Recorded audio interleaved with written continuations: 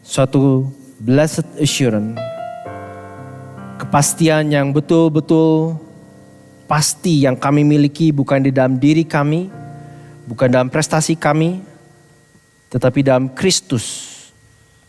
Yang namanya adalah nama segala nama, yang kuasanya adalah kuasa segala kuasa. Dan yang kami berdoa Bapa, kiranya pagi ini Engkau berkenan sekali lagi memuliakan anak-Mu. Sehingga waktu kami mendengarkan firman kehidupan-Mu, mata kami boleh kembali melihat Dia. Dan terdorong bukan saja untuk menyembah Dia sebagai Tuhan dan Allah yang sejati, tetapi untuk melayaninya dan bekerja mengikuti misi yang Dia embankan bagi setiap kami. Berkati setiap kami Tuhan, berkati firman yang akan dibacakan dan diberitakan. Seperti Engkau janjikan, kiranya tidak satu kata pun pulang padamu dengan sia-sia, tetapi melakukan apa yang Engkau tugaskan. Entah untuk membalikan orang padamu, atau untuk mengeraskan hati mereka yang memang memberontak dan tidak mau percaya pada Engkau. Demi nama Tuhan Yesus kami berdoa. Amin. Jemaat Tuhan, dengan tetap bangkit berdiri, saya mengajak kita menyimak pembacaan bagian dari firman Tuhan yang melandasi khotbah hari ini, yaitu dari Yohanes pasal 4 ayatnya yang ke-19 sampai yang ke-30. Demikian firman Tuhan. Kata perempuan itu kepadanya, Tuhan, nyata sekarang padaku bahwa engkau seorang nabi. Nenek moyang kami menyembah di atas gunung ini, tetapi kamu katakan bahwa Yerusalemlah tempat orang menyembah. Kata Yesus kepadanya, percayalah padaku hai perempuan, saatnya akan tiba bahwa kamu akan menyembah Bapa bukan di gunung ini dan bukan juga di Yerusalem. Kamu menyembah apa yang tidak kamu kenal, kami menyembah apa yang kami kenal, sebab keselamatan datang dari bangsa Yahudi. Tetapi saatnya akan datang dan sudah tiba sekarang bahwa penyembah-penyembah benar akan menyembah Bapa dalam roh dan kebenaran. Sebab Bapa menghendaki penyembah-penyembah demikian. Allah itu roh, dan barang siapa menyembah Dia harus menyembahnya dalam roh dan kebenaran. Jawab perempuan itu padanya, aku tahu bahwa Mesias akan datang, yang disebut juga Kristus. Apabila Ia datang, Ia akan memberitakan segala sesuatu pada kami. Kata Yesus kepadanya, akulah Dia yang sedang berkata-kata dengan kau. Pada waktu itu datanglah murid-muridnya dan mereka heran bahwa Ia sedang bercakap-cakap dengan seorang perempuan. Tetapi tidak seorang pun yang berkata, apa yang kau kehendaki? Atau apa yang kau percakapkan dengan dia? Maka perempuan itu meninggalkan tempayannya di situ, lalu pergi ke kota dan berkata kepada orang-orang yang di situ, mari lihat, di sana ada seorang yang mengatakan kepadaku segala sesuatu yang telah kuperbuat. Mungkinkah Dia Kristus itu? Maka mereka pun pergi keluar kota, lalu datang kepada Yesus. Amin. Demikian jawab baca firman Tuhan. Silakan duduk saudara sekalian. Berbahagialah bukan saja kita yang mendengarkan firman Tuhan, firman kehidupan ini, tetapi juga mentaatinya dalam hidupnya. Dan kiranya Allah Roh Kudus sendiri berkenan mengukirkan firman yang hidup dalam hati saudara dan saya pada pagi hari ini. Saudara, hari ini kita akan berbicara tentang true worship versus false worship, tentang ibadah yang sejati dan ibadah yang palsu. Ada satu buku yang ditulis beberapa tahun lalu oleh penulis yang bernama Gregory Beale, judulnya We Become What We Worship. Dan tesis dari buku itu sebetulnya sederhana, ada di slide berikutnya.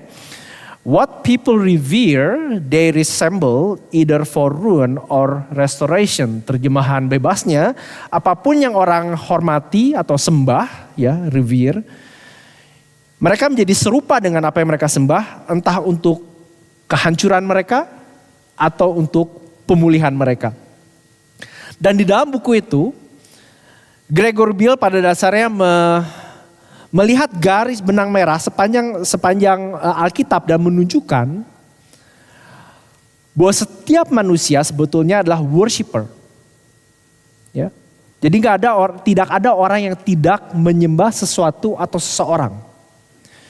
Dan apa yang kita sembah itu menunjukkan siapa diri kita, bukan saja menunjukkan siapa diri kita, tapi menunjukkan ke arah mana kita berubah. Jadi entah kita menyembah dunia ini dan semakin mengikuti pola dunia ini, atau kita menyembah Tuhan yang sejati dan semakin menjadi serupa dengan Dia.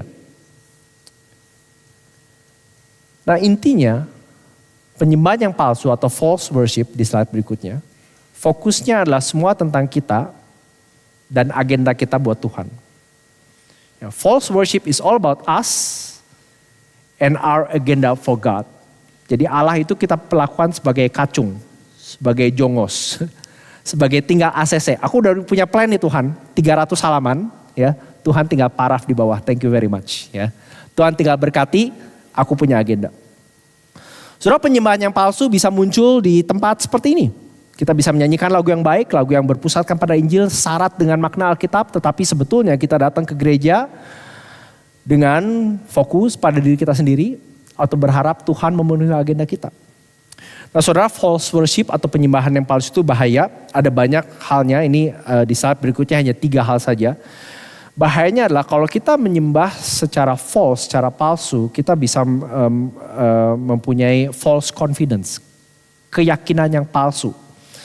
Kita bersandar bukan lagi pada Tuhan yang mengasihi menyelamatkan kita, tetapi pada misalnya pengalaman penyembahan kita.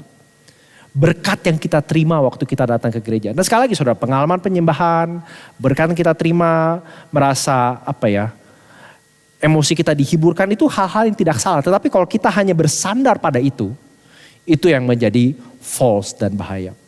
Yang lain juga penyembahan yang palsu itu menghasilkan murid-murid yang palsu. Entah kita yang di dalam gereja atau orang yang mungkin relatif mulai bergabung dengan gereja akan berpikir, oh ternyata Tuhan tuh seperti itu gitu ya. Jongos, tinggal ACC di bawah gitu ya. Jadi kita punya wrong ideas about God. Kita mempresentasikan Tuhan yang salah. Tuhan yang kita sembah, dan kita juga mempresentasikan hal yang salah dari apa yang dia tuntut atau berhak tuntut dari kita. Tapi ultimately saudara, penyembahan yang palsu akhirnya tidak menyelamatkan. Maka saya bilang di situ brings damnation. Kalau saudara hanya datang ke gereja untuk menyembah secara permukaan, all about us, dan kita pada dasarnya tidak mengubah hidup kita, agenda kita masih agenda kita, bukan agenda Tuhan. Penyembahan seperti itu pada dasarnya akan membinasakan, menghancurkan, tidak menyelamatkan. Jadi apa itu true worship? What is true worship? Di slide berikutnya. True worship atau penyembahan yang sejati itu mengorientasi hidup kita untuk menjadi less about us and more about Jesus and His mission. Jadi kurang dari kita ya, semakin dikit dari kita, semakin berkurang, dan lebih tentang Yesus dan misinya. Dan slide berikutnya pertanyaan big question khotbah hari ini adalah, jadi gimana sih kita bisa mengalami atau belajar memiliki atau bertumbuh dalam true worship? Bagaimana kita hidup kita atau penyembahan kita bisa more about Jesus and His mission? Nah saudara, sebelum saya lanjut, mungkin kira-kira setengah jam ke depan, kalau misalnya saudara datang ke gereja dan saudara konten dengan false worship, saudara konten cuma store muka 2 jam, nyanyi, angkat tangan, oh aku suka di ICC karena yang nyembah LW-nya misalnya Feli Lase gitu, atau Helena, atau Kezia, atau Steven gitu, oh selalu exciting, bandnya lengkap, tapi saudara tidak mau hidup saudara dirubah, it's still about you. Saudara bersandar hanya pada apa yang saudara quote unquote nikmati selama 2 jam, sejam setengah, dan saudara content dengan false worship. So feel free untuk tune out. Feel free untuk gak dengerin saya setengah jam ke depan. Nah, saudara stick aja sampai depan. Aku content untuk datang hari Minggu, setor muka, nyanyi pulang gitu ya. Tapi kalau saudara, saya berharap saudara mau belajar atau setidaknya dipertajam tentang true worship, mari kita lanjut. Nah saudara, ada 3 kata yang saya pikir bisa merepresentasikan apa yang saya mau sampaikan tentang true worship. Jadi true worship di saat berikutnya itu tentang tiga hal ya. Jadi biblically valid, spiritually vital, and personally viral. Bisa di slide ada ya? Oke, there you go. Jadi ada 3 kata, valid, vital, and viral. Ya, atau kalau saudara lupa yang 3 V ini, saya ada kalimat yang lebih simpel lagi di slide berikutnya. It's about Bible, Jesus, and people. Ya. Saya yakin gak perlu terjemahin lah ya. Saudara, ini bahkan kata valid, vital, dan viral itu dalam bahasa Indonesia pun sama gitu ya. Jadi penyembahan yang sejati itu biblically valid, spiritually vital, and personally viral. Apa sih maksudnya? Mari kita lihat poin pertama. Penyembahan sejati itu biblically valid, artinya penyembahan yang valid secara biblical itu founded on God's word. Berdasarkan firman Tuhan yaitu Alkitab. Nah saudara, kalau saudara lihat di Alkitab saudara, izinkan saya merecap sedikit apa yang Pak Senja sempat bahas minggu lalu dari ayat 1 sampai 18. Ayat 1 sampai 18 bercerita tentang wanita Samaria yang kalau saudara ingat berusaha mencari kepuasan, kenikmatan atau at least makna hidup gitu ya. Dari hubungan-hubungan tapi semuanya fail gitu ya. Dan hanya Yesus lah yang bisa memberikan kepuasan sejati dengan memberikan dia air yang hidup. Itu yang terjadi dalam dialog di atas. Kalau saudara lihat di slide berikutnya ini ayat 15 sampai 18 gitu ya. Di situ dikatakan kata perempuan itu kepadanya, kepada Yesus, Tuhan berikanlah aku air itu supaya aku tidak haus lagi dan tidak usah datang lagi ke sini untuk menimba air. Kata Yesus kepadanya, pergilah panggillah suamimu dan datang ke sini. Oke, kata perempuan itu, aku tidak mempunyai suami. Nah, saudara mungkin bagian ini kalau saudara bayangkan di dramatis, saya ngebayangin sih Yesus ngomonginnya sambil nyengir gitu ya. Tepat katamu engkau tidak punya suami, sebab engkau sudah punya 5 suami dan yang ada sekarang padamu bukanlah suamimu. Dalam hal ini engkau berkata benar. Dan di sini Yesus menunjukkan kemahatauannya. Tetapi dia menunjukkan kemahatauannya saudara bukan untuk show off. Bukan untuk nih gue maha tahu. Ya, I know everything about you. Bukan kayak gitu. Ya, tetapi untuk menunjukkan betapa dalamnya dia peduli sama si wanita itu. Dia menyadari bahwa pria demi pria yang silih berganti dalam hidupnya tidak pernah bisa mengobati rasa kosongnya, rasa kepahitannya. Jadi alih-alih menggunakan kemahatauannya untuk membuang dia, Yesus justru menggunakan kemahatauannya untuk menarik dia lebih dalam. Dan ini kelihatan dari respon si perempuan. Kelihatan walaupun dia belum clear, tapi ada something yang connect di otak dia. Karena dia tahu, oh orang ini bukan manusia sembarangan. Maka kita lihat ayat 19. Bukan? Kata perempuan ini, Tuhan, nyata sekarang padaku.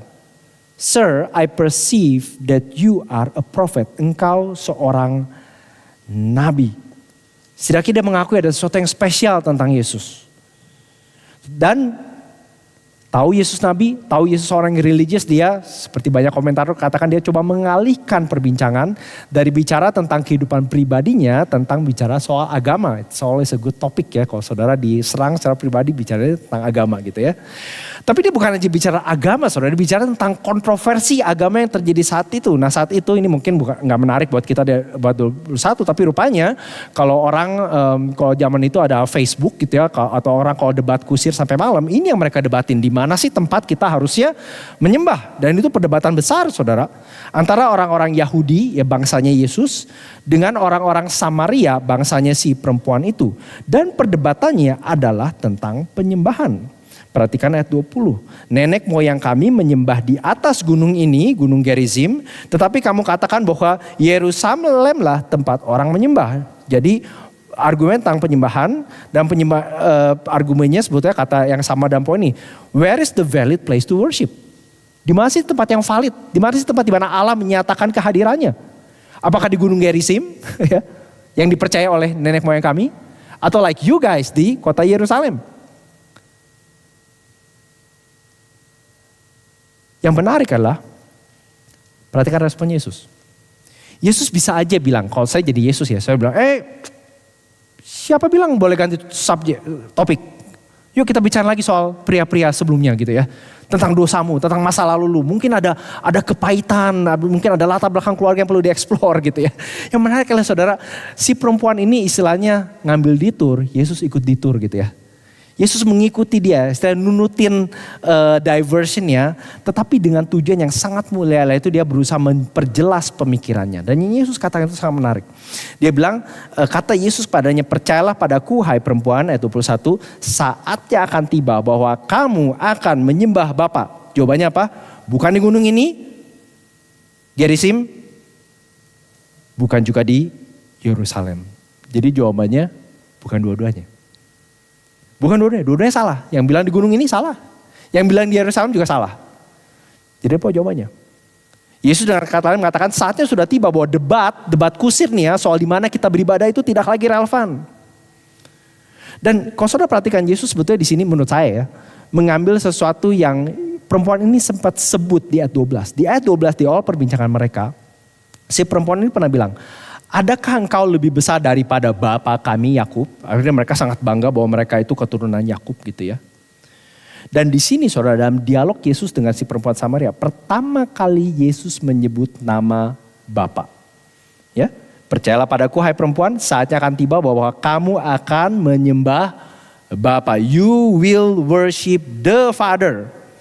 Dan dengan mengatakan kayak gitu, Yesus sebetulnya mengatakan, pertama dia mengatakan, bentar ini masanya di mana penyembahan bukan saja soal tempat, nanti kita akan lihat di poin yang kedua, tetapi kamu punya problem di dalam. Dia mengatakan penyembahan kamu salah, palsu atau ngaco, karena kamu tidak mengenal Allah sebagai Bapamu. Itu yang dia katakan di ayat 22, bukan kamu menyembah apa yang tidak kamu kenal.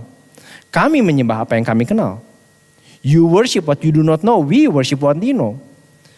Dan alasan mereka tidak mengenal Tuhan adalah karena penyembahan mereka sekali lagi tidak biblically valid, tidak founded on God's word.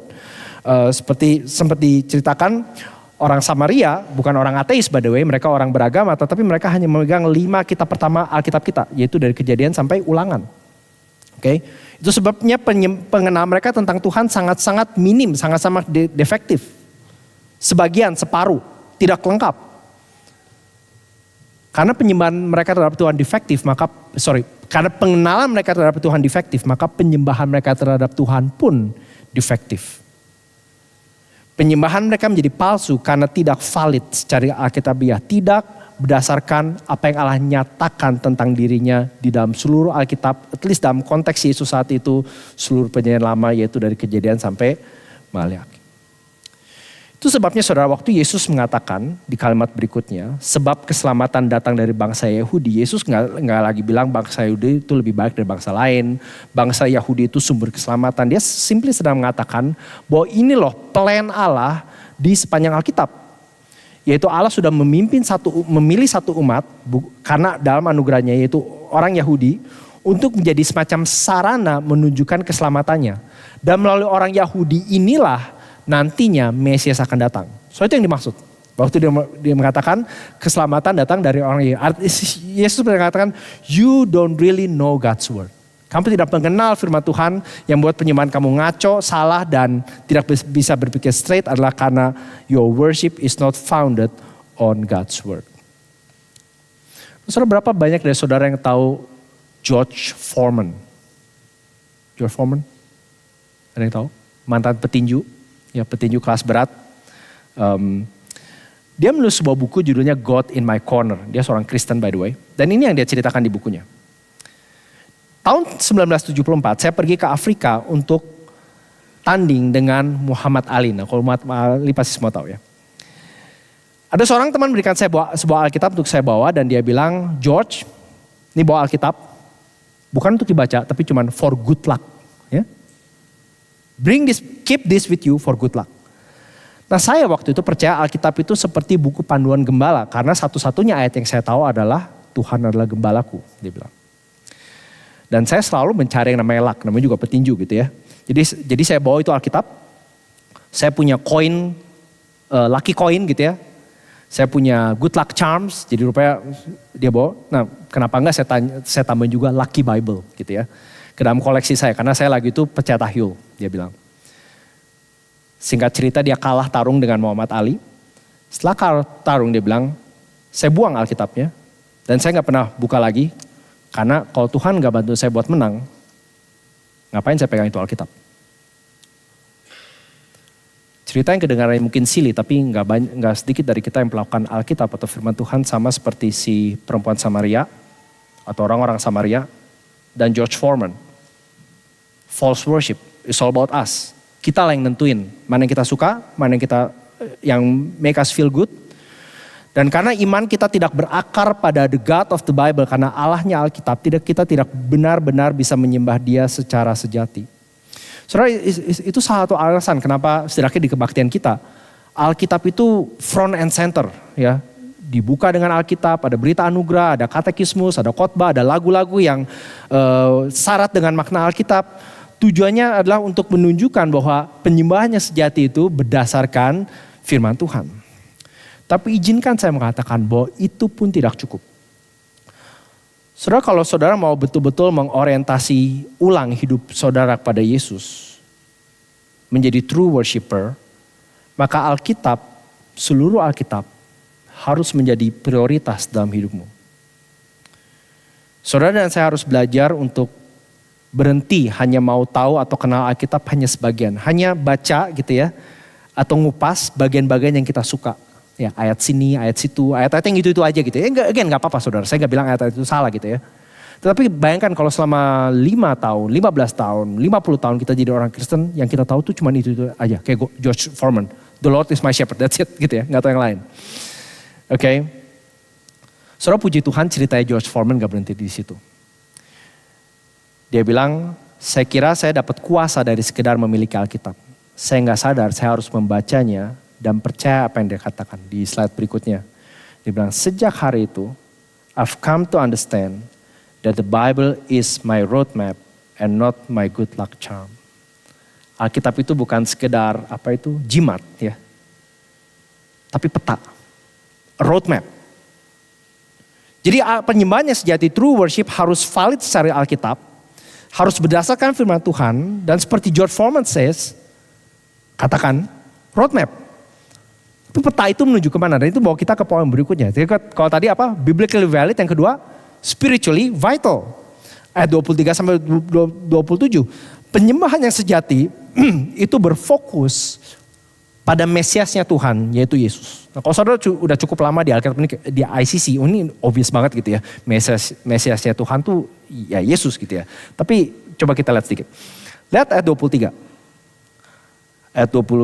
Ayat 23 Yesus melanjutkan, tetapi saatnya akan datang dan sudah tiba sekarang bahwa penyembah-penyembah benar akan menyembah Bapa dalam roh dan kebenaran, sebab Bapa menghendaki penyembah-penyembah demikian.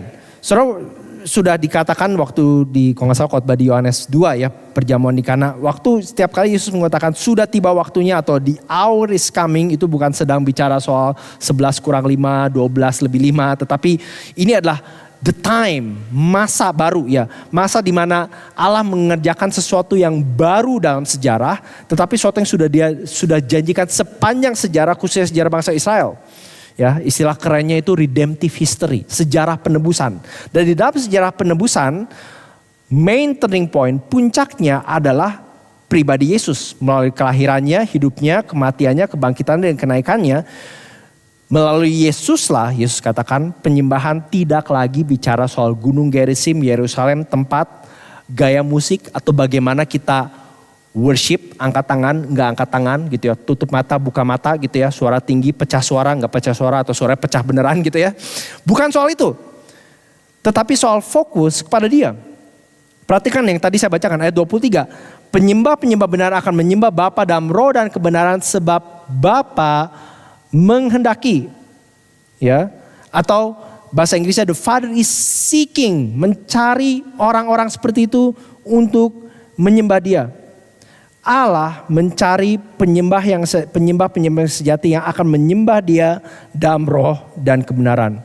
Yang dimaksud menyembah dalam roh artinya lahir dari hati kita yang terdalam. Ya. Artinya muncul dari apa yang Roh Kudus kerjakan dalam hati kita. Di mana Dia mengorientasi ulang hati kita melalui pekerjaannya. Melahir barukan kita, kalau boleh dibilang. Hidup kita mengalami orientasi ulang. Kebenaran artinya penyembahan kita tidak pura-pura. Otentik, tidak pretentious. Oke.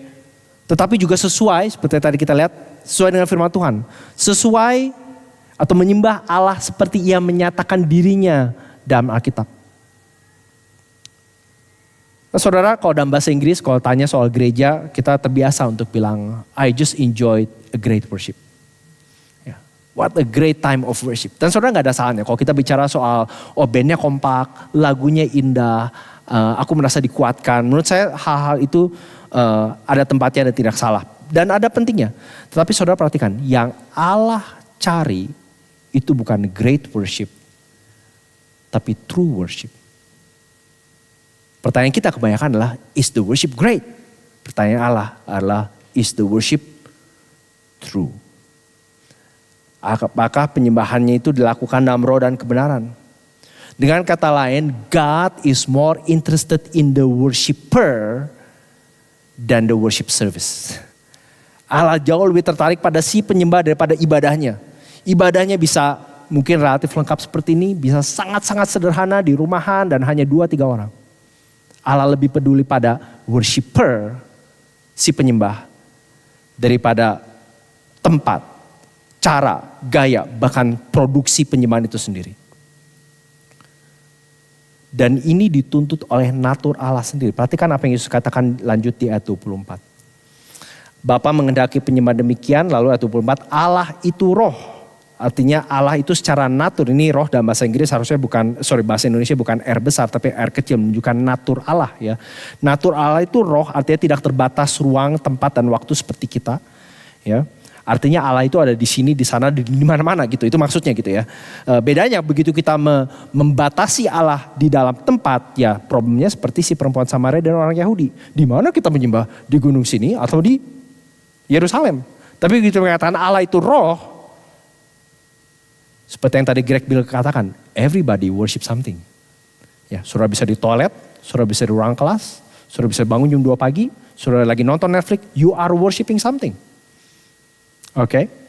Karena Allah itu roh. Dan juga kalau saudara perhatikan ini satu kata yang waktu saya baca saya baru ngeh gitu ya. Allah itu roh dan barang siapa menyembah dia, kalau saudara baca pelan-pelan, perhatikan Yesus bilang, harus, must. Dan kata must di situ dalam bahasa Yunani-nya itu must yang sangat strong, artinya tidak boleh ada pilihan lain. Ini bukan optional. Yang lain optional, ada band gak ada band, ada musik gak ada musik, penyanyi bagus gak bisa nyanyi gitu ya. Ya, ada mimbar gak ada mimbar, ada ruangan gak ada ruangan, ada gedung gak ada gedung, itu optional. Tapi yang ini tidak bisa, tidak harus ada kalau mau menjadi worship yang true, yang sejati. Non-negotiable. Harus menyembah dia dalam roh dan kebenaran. Artinya harus menyembah dia dengan seluruh hati kita. Harus menyembah dia dengan seluruh kebenaran firman Tuhan. Itulah saudara yang membuat worship itu spiritually vital. Hidup. Ya, jadi hidup bukan sekedar bicara soal tim worshipnya dan great kalau mereka kelihatan hidup dan semangat, itu ada tempatnya gitu ya. Bukan jemaatnya angkat tangan, emang ada tempatnya.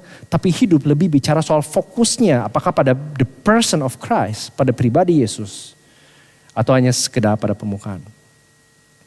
Dan itu yang Yesus katakan. Kalau saudara lihat lanjut dialognya ayat 25. Jawab perempuan itu padanya, aku tahu bahwa Mesias akan datang, yang disebut juga Kristus. Dan apabila dia datang, ia akan memberitakan segala sesuatu pada kami. Oke. Yang menarik adalah orang-orang Samaria, walaupun mereka cuma pegang Alkitab dari Kejadian sampai Ulangan, mereka tetap percaya Mesias akan datang. Kenapa? Karena di kitab Ulangan sebelum Musa meninggal, dia mengatakan seorang nabi akan datang. Ya, nabi yang seperti Musa. Dan kalau saudara perhatikan sepanjang sejarah Alkitab, banyak nabi, tentu saja ada Elia, Elisa, Yesaya, Yeskiel dan seterusnya. Tapi tidak pernah ada nabi yang seperti Musa. That's the point. Ya, tidak pernah ada satupun nabi di Perjanjian Lama yang membawa bangsa Israel keluar dari perbudakan kepada kemerdekaan. Oke. Jadi nabi itu the prophet belum pernah datang. Makanya kalau saudara ingat waktu khotbah di Yohanes 1 atau 1 kalau gak salah. Waktu Yohanes Pembaptis muncul, salah satu pertanyaan orang Yahudi adalah apa? Are you the prophet? Ya. Apakah engkau nabi yang dijanjikan Musa? Ini orang Samaria walaupun Alkitab cuma separuh, mereka juga percaya itu. Oke. Mesias akan datang, ia akan memberitahukan segala sesuatu pada kami. Kata Yesus kepadanya, akulah dia yang sedang berkata-kata dengan engkau. I who speak to you am he. Dan saudara disitulah terjadi mungkin semacam the biggest plot twist di benak si wanita itu. Air hidup, ya kebenaran, satisfaction yang dia selama ini cari ternyata terkandung di dalam pria Yahudi yang selama ini berdialog dengan dia. Saudara, apakah kerohanianmu vital dalam arti berfokus pada Yesus? Membuat kau semakin mengenal dan mengasihi dia. Membuat kau semakin mengagumi dia dari hari ke hari, dari tahun ke tahun. Atau memperdalam keinginanmu untuk melihat karakternya, kebaikan, kemurahannya. Menurut saya it's good kalau penyembahan kita itu biblical, valid secara biblical. Penting juga penyembahan kita itu fokus pada Kristus karena dialah yang memberikan kita kehidupan, spiritually vital. Tapi mungkin tes sesungguhnya adalah di poin terakhir. Yaitu penyembahan kita untuk sejati juga harus personally vital. penyembahan bukan saja berdasarkan kebenaran firman Tuhan, bukan saja berfokus pada Kristus, tetapi juga mengalir kepada misinya Kristus, yaitu people, yaitu orang, manusia. Saya pernah bilang berapa kali bukan bahwa keselamatan kita itu personal, ya, tapi nggak pernah private. Artinya keselamatan yang Allah berikan pada kita itu ditujukan untuk tujukan pada orang lain. Setiap orang Kristen, seperti seorang penulis katakan, selalu punya 2 anak panah. Ya. 1 anak panah itu Injil datang pada dirinya, menyelamatkan, memerdekakan, menyucikan dia. Anak panah yang berikutnya adalah Injil keluar dari hidupnya kepada orang lain. Salah satu reason Injil datang pada diri saudara dan saya adalah karena Injil itu datang dari orang lain juga, bukan? Ya, saya sampai hari ini saudara ketemu pendeta, ministry leaders, anggota jemaat dari berbagai gereja, belum pernah actually ketemu orang yang jadi Kristen karena langsung ketemu Yesus face to face. Selalu kalau saya tanya gimana bisa ketemu Yesus? Orang tua, guru sekolah minggu, teman kuliah, suami, istri, ya, Injil datang orang lain kepada dia. Tapi Injil itu gak berhenti di sana. Injil ditujukan untuk ditunjukkan kepada orang lain. Dan itu yang terjadi pada perempuan ini. Ayat 27 sampai 30. Pada waktu itu datanglah murid-muridnya dan mereka heran. Seperti kita tahu pria Yahudi tidak berbicara. Perhatikan bahkan dikatakan bukan saya berbicara dengan seorang perempuan Samaria. Tapi bercakap-cakap dengan seorang perempuan. It's not a done thing saat itu. Ya, tapi tidak seorang pun bertanya apa yang kau kendaki atau apa yang kau percakapkan dengan dia. Maka perempuan itu meninggalkan tempayannya di situ. Ya. Apa yang tadi dia pakai untuk membawa air jasmani dia tinggalkan.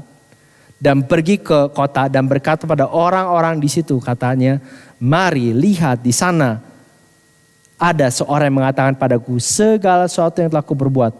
Mungkinkah dia Kristus itu? Saudara, salah satu keunikan dari Injil atau Injil, bukan saja Injil Yohanes, tapi Rasul Yohanes yang nulis Injil Yohanes itu dia suka menggunakan simbol. Seperti kita tahu, kalau saudara Wahyu dia paling sering itu angka 3, angka 4. Satu angka yang dia suka tuh angka 7. Karena menggambarkan kesempurnaan. Contohnya di Injil Yohanes ada 7 I am saying. Ya, I'm the bread of life, I'm the living water, akulah gembala yang baik dan seterusnya. Suruh pikir perempuan ini. Waktu Yesus bertemu dengan dia bilang kau sudah mempunyai 5 suami. 5 men. Dan orang yang dengannya kau tinggal sekarang, orang keberapa? Orang ke-6, itu bukan suamimu. Perempuan itu meninggalkan tempayannya. Dia pulang ke kampungnya dan bilang, come see a man. The 7th man. The perfect man. Ini bukan berarti Yesus jadi suaminya dia, tapi inilah yang aku cari-cari selama ini. Inilah sebabnya aku gonta-ganti pasangan, gak puas, bolak-balik gitu ya. Ini gak puas, itu gak puas gitu. Ini menyakit, ini sampai aku ketemu the 7th man, the perfect man. Saudara saya tahu ini mungkin saya berlebihan, tapi poinnya kalaupun saudara gak setuju dengan the 7th, tapi idea begitu ketemu Yesus. Dia tahu hidup yang lamanya sudah selesai. Dan dia sekarang tidak bisa istilahnya memviralkan apa yang dia terima. Dan saudara ingat waktu Yesus bilang menjanjikan pada perempuan itu, barang siapa percaya padaku dari dalam dirinya akan muncul air yang meluap tidak akan berhenti. Perhatikan ayat 30. Ayat 30 katakan, maka mereka pun pergi keluar kota lalu datang pada Yesus. Yesus masih di sumur ya. Orang-orang itu pergi. Saudara tahu di dalam bahasa Yunani. Waktu itu dikatakan mereka pun pergi keluar kota lalu datang pada Yesus. Itu tanya saya, lalu mereka datang dan terus datang dan terus datang dan terus datang. Seperti air meluap. Yang meluap itu orang. Datang pada Yesus. Wanita itu setelah bertemu the perfect man, menemukan air yang hidup, sendirinya menjadi pancuran air yang bawa banyak orang pada Yesus. Dan minggu depan kita akan lihat bagaimana wanita itu menggradasi. Tadi dia bilang, are you a Jew, a prophet, a man, can be the Christ. Penutup cerita ini semua orang bilang, sekarang kami percaya bukan karena apa yang kau katakan, tetapi karena kita sudah bertemu dengan dia. And now we believe that he is the savior of the world. Slide berikutnya sekedar reminder saudara. Jadi apa yang Apa itu true worship? Mengorientasi hidup kita. Reorient our life. Less of ourselves, less about us, and more about Jesus and His mission. Sudahkah engkau bertemu dengan Dia? Dan sebagai slide penutup sekali reminder, ada 3 hal menjadi komponen true worship. It's biblically valid, spiritually vital, and personally vital. Saudara, sebentar waktu kita akan menyantap roti dan cawan di meja perjamuan, kiranya kasih dan kemurahan Kristus yang begitu besar bagi saudara dan saya itu mengingatkan kita kembali bahwa this is the God of the Bible. Yang rela datang pada kita dalam rupa anaknya, mengasihi kita, tetapi tidak berhenti di situ. Dia mengasihi kita